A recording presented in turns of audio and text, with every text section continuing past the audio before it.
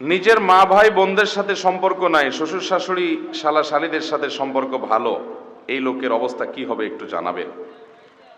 ভাই বোনদের সাথে সম্পর্ক ভালো নাই, শ্বশুর শাশুড়ি শালা শালীর সাথে খুব ভালো সম্পর্ক, এই রোগটা আমাদের দেশে প্রচুর পরিমাণে আছে, প্রচুর পরিমাণে আছে। কারণ ওই যে হাইকোর্ট ঠিক রাখা লাগবে, বউরে খুশি করার জন্য, ঘরে যাতে অশান্তি না হয়, সেজন্য শালা শালী শ্বশুর শাশুড়ির সাথে অনেক ভালো সম্পর্ক। দেখেন, এটা তো ঠিক যে আপনার স্ত্রী তিনি তার মা বাবার হক আদায় করতে পারেন না, আপনার সংসারে থাকেন, আপনার মা বাবা আপনার ভাই বোন বা আপনাদের সংসারের দিকে তাকাতে গিয়ে তার নিজের মা বাবার দিকে অনেক সময় তাকানোর সুযোগও পান না। তো সেই জায়গা থেকে আপনি স্ত্রীর হয়ে আপনার শ্বশুর শাশুড়ি একটু খেদমত করলেন, এটা ভালো, এটা ভালো, এটা দোষের কিছু না। কিন্তু মা বাবার চাইতে শ্বশুর শাশুড়িরে বেশি আদর করবেন আর ভাই বোনের চাইতে শালা শালীর বেশি আদর করবেন, এটা তো ঠিক না। অনেক প্রবাসী আছেন,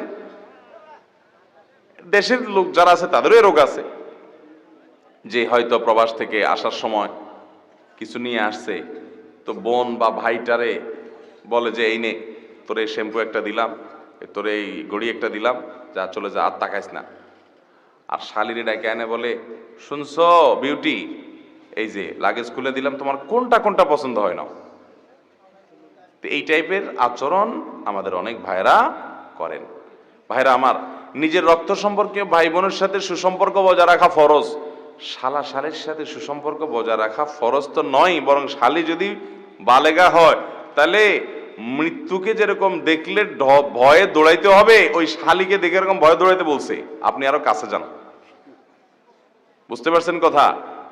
আর আত্মীয়তার সিরিয়াল যদি করেন, তো রক্ত সম্পর্কীয় আত্মীয় আপনার যে মা, আপনার যে বাবা, তাদের চাইতে আপন এবং কাছের কোনো আত্মীয় নেই, তাদের সাথে সম্পর্ক রক্ষা করা, তাদের এতাত আনুগত্য করা, শ্রদ্ধা করা, এটা ফরজ। শ্বশুর শাশুড়িটা সেটা না। আল্লাহ তাআলা আমাদেরকে এই বিষয়ের গুরুত্ব কোথায় কতটুকু সেটা বোঝার তৌফিক দান করুন। আপনি শ্বশুর শাশুড়ির প্রতি সদাচরণ করেন, তাদের খেদমত করার চেষ্টা করেন, তাদের মেয়েটা নিয়ে আসছেন আপনি, সেই জন্য কৃতজ্ঞতা বোধ আপনার মধ্যে থাকুক, এটা ভালো। কিন্তু মা বাবার চাইতে সেটাকে যদি অগ্রাধিকার দেন, ভাই বোনের চাইতে যদি শ্বশুর বাড়ির লোকদেরকে অগ্রাধিকার দেন, অবশ্যই সেটা জুলুম হবে, অন্যায় হবে, এটা মাথায় রাখতে হবে।